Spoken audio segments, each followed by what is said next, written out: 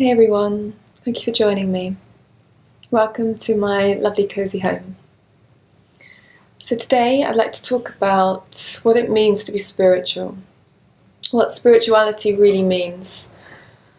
And it's interesting because as soon as I've started talking about this, there's gunfire going off in the distance. No doubt some pheasants are being murdered right now for someone's dinner.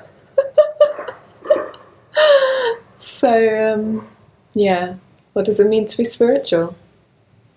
Today spirituality is becoming more and more popular, and we have some very well-known stereotypes of spiritual people, which is funny, isn't it? Because stereotype doesn't really fit with spiritual, actually. So you have your medicine people, and your beautiful white angelic people, and your tribal people. I could go on, your holistic therapist type person. But what about everybody else? What about if you don't look like that? What about if you don't want to look like that, or act like that, or be like that? What about the rude boy walking down the street? Can he be spiritual? What about the woman who wants to dress up in a completely sexualized way? Can she be spiritual? What about the guys out there that are shooting guns right now at animals? Can they be spiritual? What about the business person who owns loads of cars and is raking in a lot of money and spends it on lots of material things? Can he be spiritual? I'm still laughing about the gunfire. It's interesting because, we all know why we can, or people can, judge people that don't seem spiritual. Because we associate spirituality with certain things, and we associate an absence of awakening, an absence of consciousness with other things, like greed, like selfishness, like that we might associate with somebody having a lot of cars, or like a strong persona and a kind of dense ego that could be associated with somebody dressing up as a rude boy. Or, the lack of self-esteem and the desire for gaining attention, gaining love through external sources, that a woman who dresses up in a very overtly sexual way, these things can mean those things.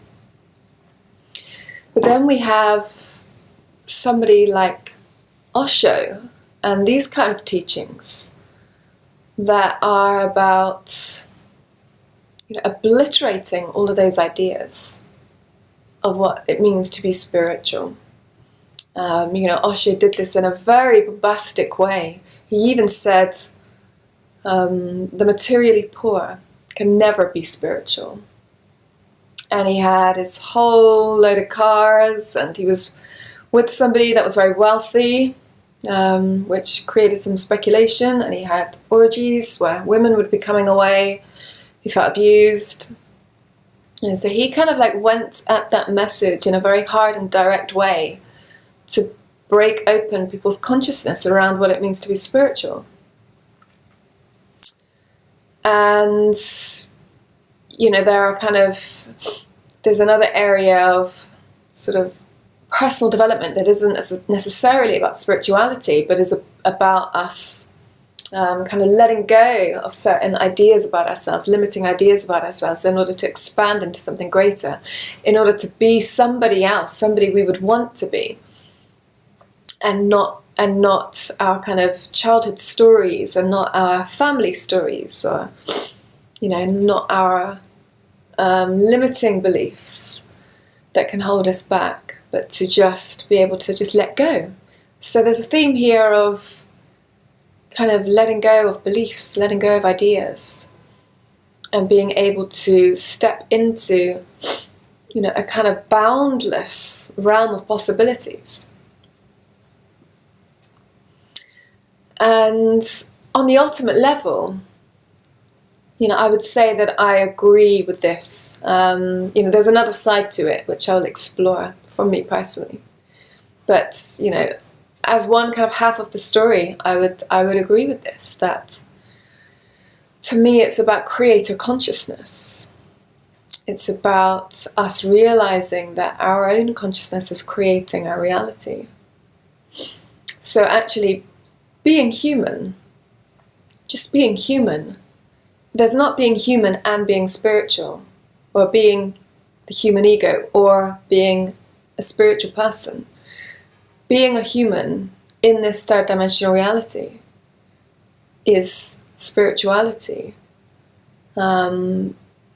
It's the awakening of that. It's the awareness of that that is true spirituality. And not many people that claim to be spiritual actually have that. Because it's truly about seeing the perfect whole of everything. That the divine is all that is. It's absolutely all that is. It's the energy that runs through everything that is matter. And all human beings, even though they may not be aware of it, are creating their reality all the time. So being a human is to be creating your reality all the time.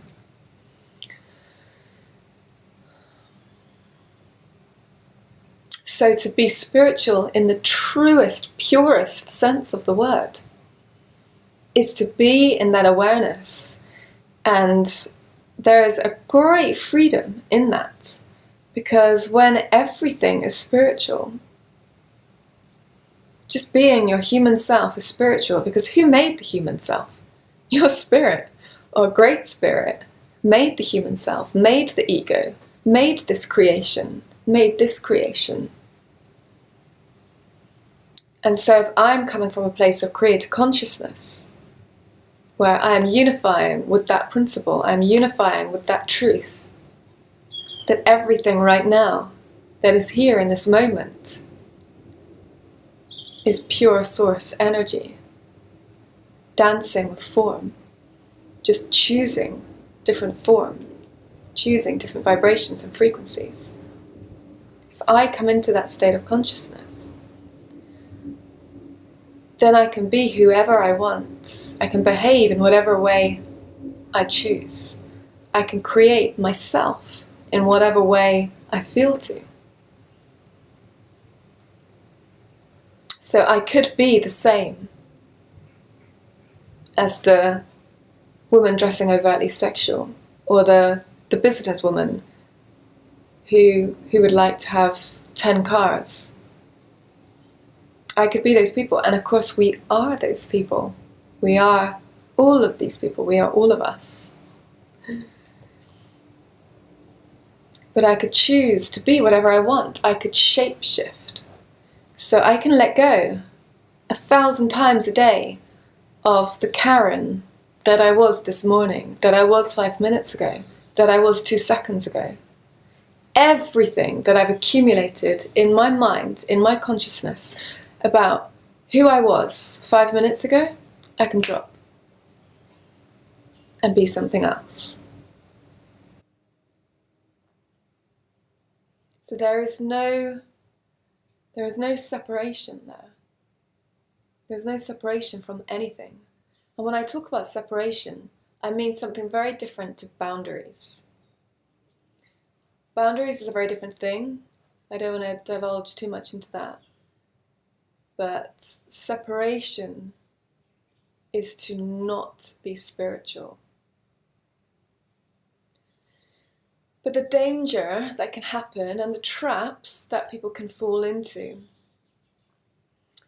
in thinking that, in kind of becoming somebody that you're not, in kind of opening up your perception into being, well, I can be whoever I want. I can just drop the ego, I can drop that persona, I can drop who I was because, source is everything.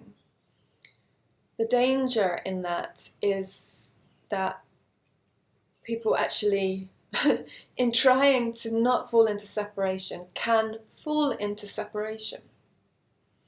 There are two kind of directions that a person can go to, which become a kind of trap, and which become the kind of dark side of spirituality. That was a loud bling. That was like an alarm, wasn't it? That was like a warning. Hello, be careful. Be careful that you don't fall into the dark trap of spirituality. There are two traps. So one is about the kind of, the development of what can become a spiritual ego. The other one, on the other side of the scale, can be this kind of pattern of trying to kill the ego and abandon the inner child. So a lot of people, for instance, or certainly something that I've been aware of recently, something that has been coming up, because there was a big kind of movement, for instance, especially in women's circles, around the return of the goddess, the return of the priestesses. And, and this came about because of this kind of awakening time right now of the divine feminine coming back into balance on the planet. So the goddess is rising because she has been suppressed for so long. But of course, what can happen with any kind of energetic kind of wave that comes through, whether it's a superficial trend or whether it's something more deep and energetic, is that people can grab hold of it and then turn it into something, kind of warp it into something that it's not meant to be. And then when that starts to create some traction, other people who can kind of sense that it's not quite aligned will then have a compensatory reaction to that and bounce away from it. So these things happen a lot, but it's been happening with this kind of goddess rising thing. So with any kind of label like that, with the goddess, with the priestess, with the warrior, the man that is the warrior. Women have been saying, I want my warrior, and the men may be thinking, yeah, I want to be the warrior. And women are wanting to be in their goddess, and then they start to kind of have these ideas about what it means to be a goddess. And, or it can be, whatever it is, any kind of like concept of spirituality. So we might start to kind of have this sense of, some kind of archetypal image.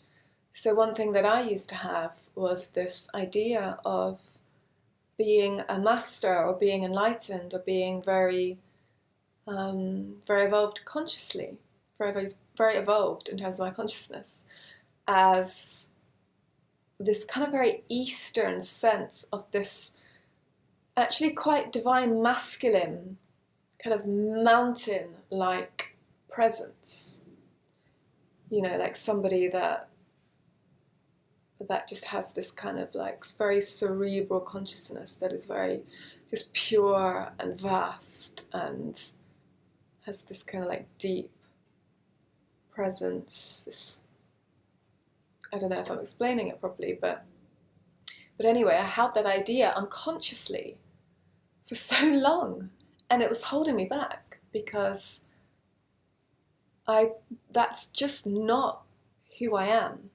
And I know we're talking about kind of obliterating certain ideas of who I am, but we'll get on to develop that in a moment. So long as I was holding that concept of that being who I was constantly hurting myself, because it was like, but that isn't who I am. And when I realized that I was holding that belief unconsciously, and freed myself from that, because actually, if we are talking about being a master, which we don't necessarily have to be, it can just be somebody that is conscious, that can look like anything.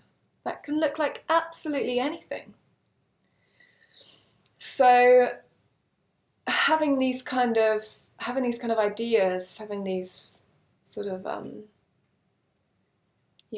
conceptual images of what form of spirituality or what person that we want to be, that we could be in choosing to be anything.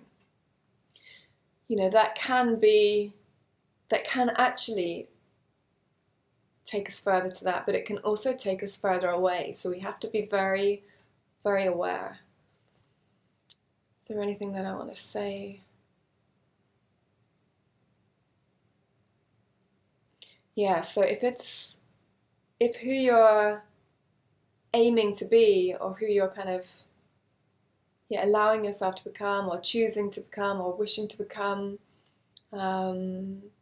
in being in that realm of potentiality, that is source. If you're then choosing to be something out of a kind of idea that would be cool, or that would be, that's what spirituality means, or that's what empowerment means. And if being that isn't really making your heart shine, if it's not giving you that feeling of total abundance and joy and freedom and limitlessness, then it's just another concept in the head. Whereas, if you're truly coming from source, if you're truly coming from a spiritual place, there's this kind of love that's there, where it's like everything is allowed, everything can be, everything is source. And so who could I be that would bring me the most joy, that literally just lights myself up, that has nothing to do with any kind of ideas out there, any kind of stereotypes that currently exist about what it means to be spiritual. So you may not be a part of the modern primitive crowd, the medicine crowd, the white angelic crowds. You may not fit into any of those types of people. So you may be an outsider. But who cares? Because everything is about you, not anybody else. Everything is about what your reality is and your own energetic integrity with what is bringing you joy and what reality you are creating. Because when you're coming from that place, you just attract so much abundance that everything will start to flow and fit into place anyway.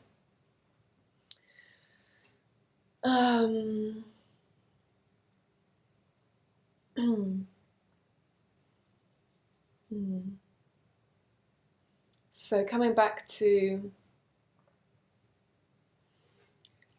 that, what can happen is that in attaching spiritual being or being conscious to a certain idea, to a certain image, and maybe linking that to, to the spiritual culture around you in your community, you can really fall down a trap.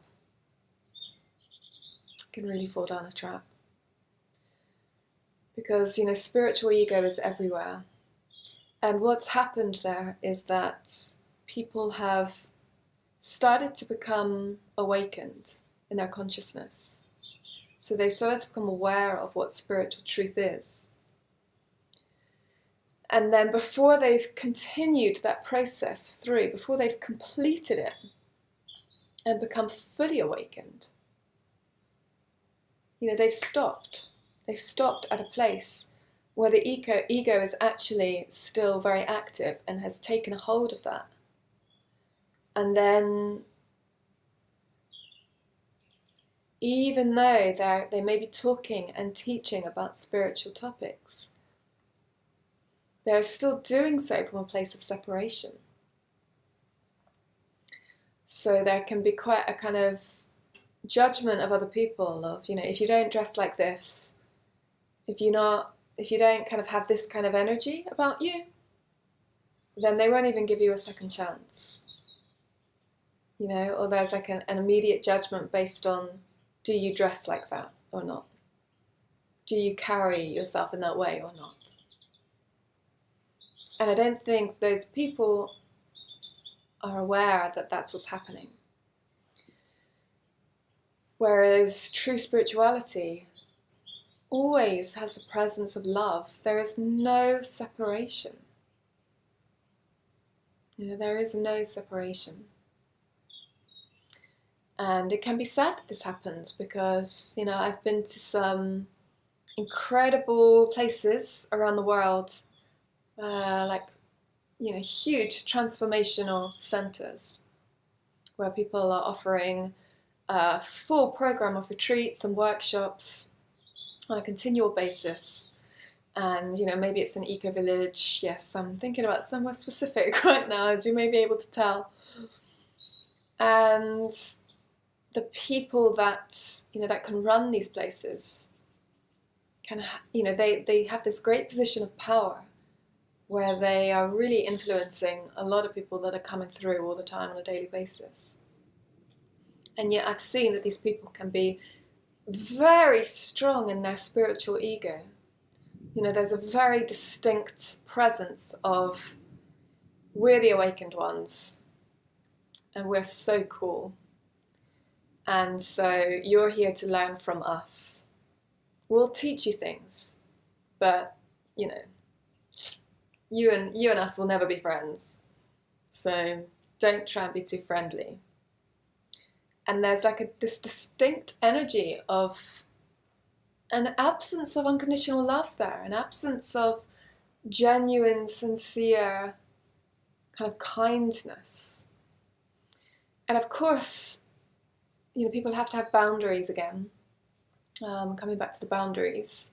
If we're completely open and loving and warm and welcoming with every single person that we meet, that would just be ridiculous. You'd never be able to get anywhere. And again, we're falling into that spiritual stereotype of just that kind of really kind of light spiritual person that, that can probably be taken advantage of and that has no boundaries and no sense of no or yes.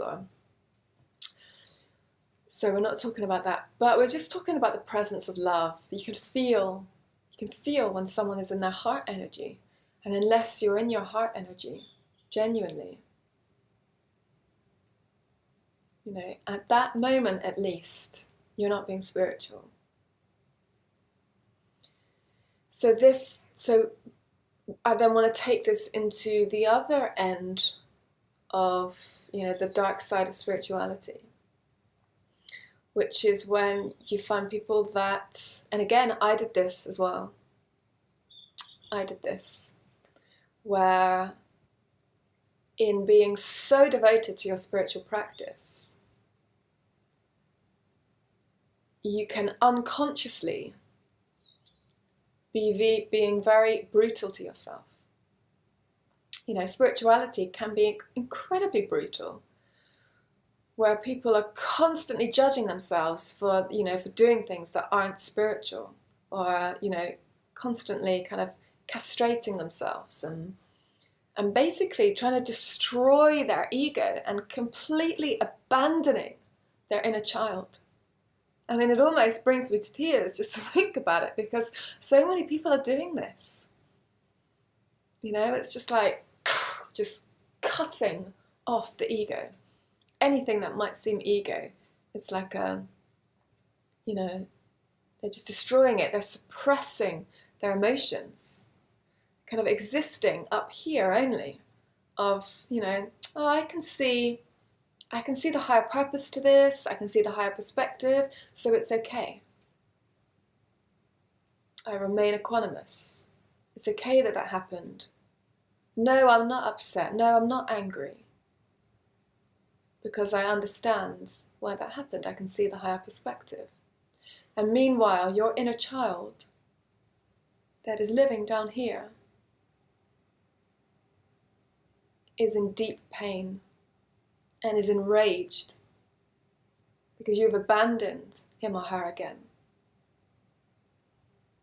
Because you keep allowing yourself to be walked over, keep allowing yourself to be abused. Keep saying it's okay because you're a spiritual person, you're compassionate, you understand. But that's not what it's about. It's not what it's about. You can see the higher perspective and you can be compassionate towards someone. And you can hold your inner child and you can love the personality and you can love this being, this self that the divine created, and make the right decisions for yourself and honor what your needs are as a being that has a right to exist and to have an opinion.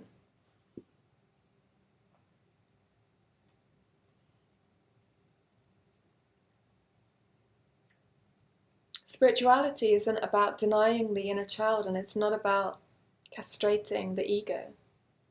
It's wholeness. It's about love. No separation. So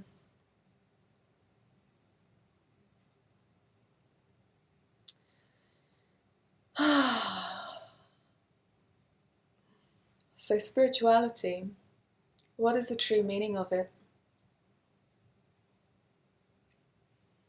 It's about being in that genuine place of unity and love, where there's no spiritual ego, there's no judgment based on the particular form of energetic expression that one human being has over another.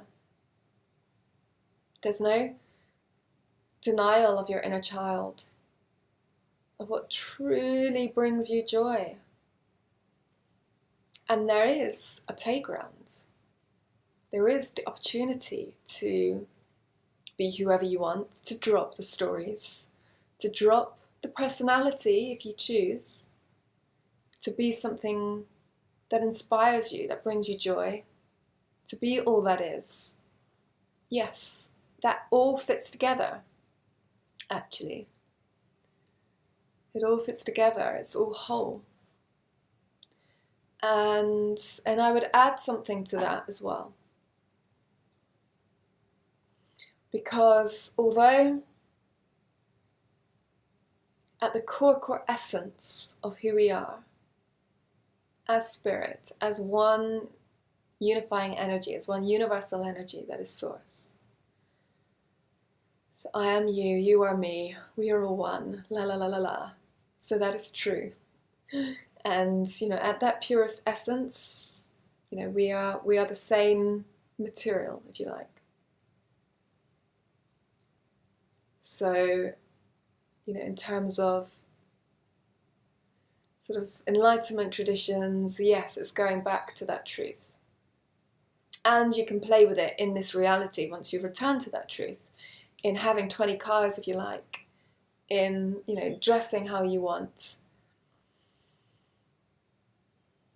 And at the same time, what I've seen in being an aura mediator, which surprised me, because in doing somebody's aura transformation, where I strip everything away and can see the person's purest spiritual essence, I was surprised to see that everybody's kind of pure spirit energy is completely unique. Everybody's is totally unique. It has a completely different flavor and set of qualities and frequencies. And that is why we are drawn more to certain things than other things in life. So, I still believe that at the corest essence, everything is the same, we're all the same. But I think that there is a kind of, expression of that can come through at still an incredibly pure essence place, where we are all individual. And so in choosing to be whoever we want to be, in choosing to dress however we want to dress, let go of all the other stories and be this person or that person, there's still a kind of a truth there that is truly actually a kind of potential, a calling that is yours and yours alone. There will be a way of being and a way of creating your reality which, has a particular flavour to it, and which mirrors your purpose in life. Because actually, I feel that your greater purpose in life, and it's not just what I feel, it's a lot of people, and especially people that work with the new time energy, like all of the aura mediators that perform or that facilitate aura transformations for people, believe that we all have a life purpose, or that we certainly do now. Up until this kind of new time on earth, everybody had a kind of soul purpose, that everything in life was about our own awakening. Everything served that.